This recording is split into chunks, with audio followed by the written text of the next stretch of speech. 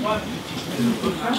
La première, c'est par rapport à l'utilisation à partir de 1956 du terme israélite juif, est-ce que c'est exact?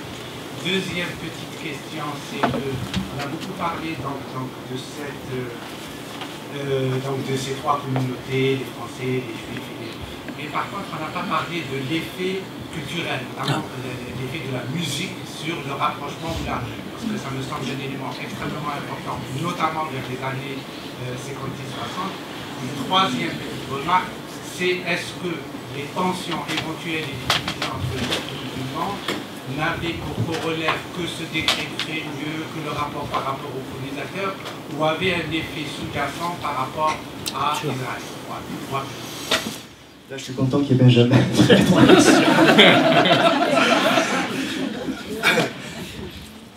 Mais j'ai déjà un peu répondu par avance, hein, quelque part, là, dans cette intervention que j'ai fait avant, au sens large.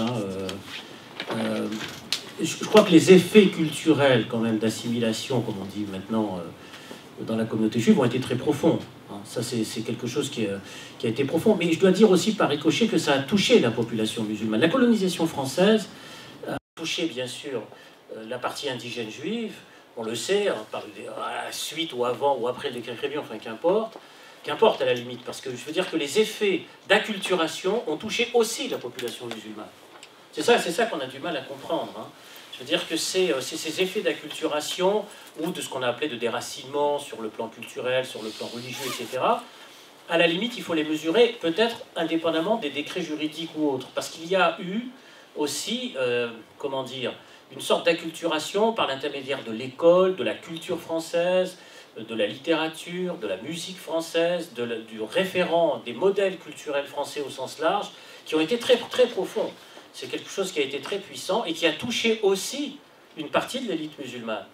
Une partie de l'élite musulmane, bon ça c'est, j'allais presque dire tabou dans l'histoire algérienne, a réclamé aussi l'intégration dans la cité française, et certains y sont entrés dans la cité française, et certains même très célèbres.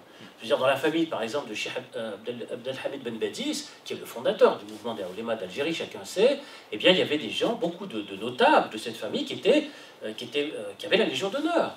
Je veux dire, attention, il faut voir ce que c'est que la Légion d'honneur à la fin du 19e siècle et au début du 20e siècle. C'est considérable. Ça veut dire qu'on est dans une situation d'acceptation, je veux dire, des effets d'appartenance, entre guillemets, ou d'entrée dans la cité française. Ce qui veut dire que cet effet, disons, social de déracinement, de dépossession foncière, mêlé aux effets d'acculturation au sens large, vont provoquer une sorte de bouleversement culturel de toute la société indigène. Mais dans une situation où les uns ont la nationalité française et les autres ne l'ont pas. Et c'est ça, c'est-à-dire que c'est dans ce mouvement général d'acculturation qu'il faut bien... Vous avez raison de souligner cet aspect-là. On ne peut pas résoudre tout par la question juridique. Là, il y a des mouvements beaucoup plus... Ce sont des plaques tectoniques beaucoup plus profondes que ça. C'est beaucoup plus profond. Ce qui fait que le mouvement indépendantiste algérien, classique tel que nous le connaissons, va être obligé d'exister contre ce processus d'assimilation et culturation. Il sera obligé d'exister de cette manière-là, parce que sinon il ne peut pas exister.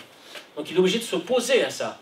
Hein, sinon, il est lui-même emporté. La figure emblématique de ce que j'explique, c'est Ferhat Abbas, bien entendu. Parce que Ferhat Abbas, il est lui aussi un pur, comme le docteur Bedjelloul de Constantine, dont on a parlé dans la pièce, vous savez, quand on parle des émeutes de 1934, etc. Bon, le docteur Bedjelloul et Ferhat Abbas étaient des grands notables musulmans très populaires dans la population musulmane. C'était pas des... On dirait aujourd'hui dans l'histoire officielle algérienne, c'était des réformistes, des bourgeois, coupés de leur peuple, etc. Non, c'est pas vrai. C'est pas vrai du tout. Ferhat Abbas et Bedjelloul étaient des grands personnages, extrêmement respectés.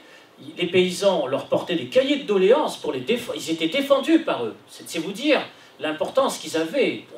D'ailleurs, on le voit dans ces histoires d'émeutes de Constantine en 1934. Enfin, je veux dire, c'est des personnages très respectés, très importants. Bien. Eh bien, pourquoi je dis ça? C'est parce qu'ils ont été eux-mêmes des personnages qui ont porté une conception du nationalisme dans une situation d'assimilation, je veux dire d'acculturation. Et il va falloir attendre, par exemple, 1956, c'est-à-dire 2 ans après le début de la guerre d'Algérie, pour voir les notables musulmans commencer à prendre une distance pour aller rejoindre le FLN. C'est très tard. C'est-à-dire que disons qu'il y a, comment dire, les effets d'acculturation font que, par exemple, les militants du nationalisme algérien radical font et déclenche l'histoire de la guerre révolutionnaire au nom de la République, au nom des idéaux de la Révolution française. C'est très important aussi à analyser. Il n'y a pas que l'islam. Parce que s'il n'y a que l'islam, on ne comprend pas. Il y a aussi les idéaux de la République, hein, qui vont être utilisés eux-mêmes. Et ça, c'est aussi un produit, quelque part, entre guillemets, de cette acculturation. Vous voyez, c'est très compliqué. L'histoire coloniale, c'est une histoire, disons, qui met en jeu des forces sociales et culturelles extrêmement complexes parce qu'elles s'inscrivent dans la durée.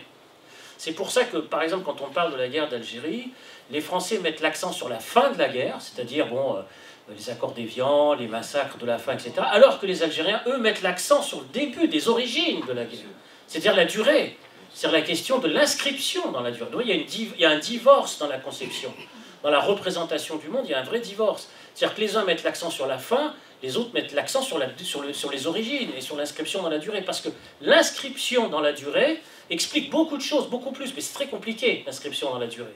Très compliqué. Comment on va fabriquer des élites politiques qui se détachent de l'assimilation, comme Ferhat Abbas, et qui veulent ensuite une nation qui leur appartienne en propre. C'est un processus extrêmement fort, complexe, difficile, où il va falloir, disons, par déception de francisation, entrer dans le nationalisme pour construire sa nation et se réapproprier une souveraineté. C'est un processus très compliqué, dans le fond, et qui touche toutes les élites indigènes, pas seulement les juifs. Pas seulement les élites juives, c'est ça qu'il faut bien comprendre, hein, sur cette question de réappropriation, de rentrer dans la cité française. C'est quand les Français abrogent le décret Crémieux, en 1942, quelle que soit la nature de ce régime qu'on connaît, Vichy, etc., la volonté des élites juives et de la communauté juive en 1943, c'est la réintégration dans la cité française. C'est pas le fait d'aller regarder vers une nation nouvelle. C'est-à-dire que les effets d'assimilation, acculturation, c'est ceux de se réinscrire dans cette histoire. Mais cette volonté de la communauté juive, on la trouve aussi chez les Algériens musulmans. Ferhat Abbas, par exemple, il ne va pas être pour l'indépendance à cette époque-là, en 1943-44. Il est encore sur une orientation, ce qu'on appelle un additif, enfin le manifeste algérien, le manifeste du peuple algérien. C'est quoi? C'est une solution fédérale. C'est-à-dire, ce n'est pas une solution indépendantiste. C'est Messali qui est pour l'indépendance, mais pas Ferhat Abbas, pas les oulémas.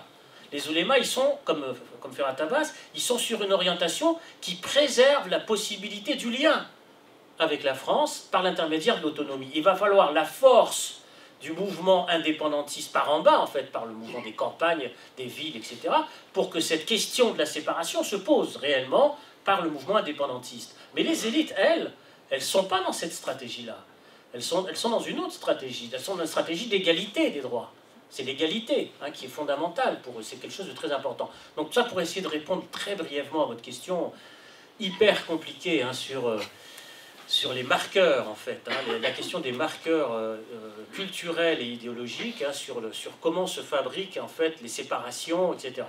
Maintenant, sur l'utilisation du mot israélite, vous savez, ce mot israélite était c'est comme l'histoire des décrets Crémieux et tout ça, c'était très utilisé, hein, dans le vocabulaire de l'époque, c'est très daté, effectivement. Hein. Aujourd'hui, on n'utilise plus, bien sûr, ce type de mot, de vocabulaire, mais c'est un mot qui était utilisé, disons, très fréquemment jusqu'aux années 50. Hein. Ça, voilà. Donc, ils réutilisent, dans le fond, un terme qui vient de la France, en fait. C'est un terme qui vient de la métropole et qui est réinscrit, disons, dans un vocabulaire politique classique, ordinaire, etc.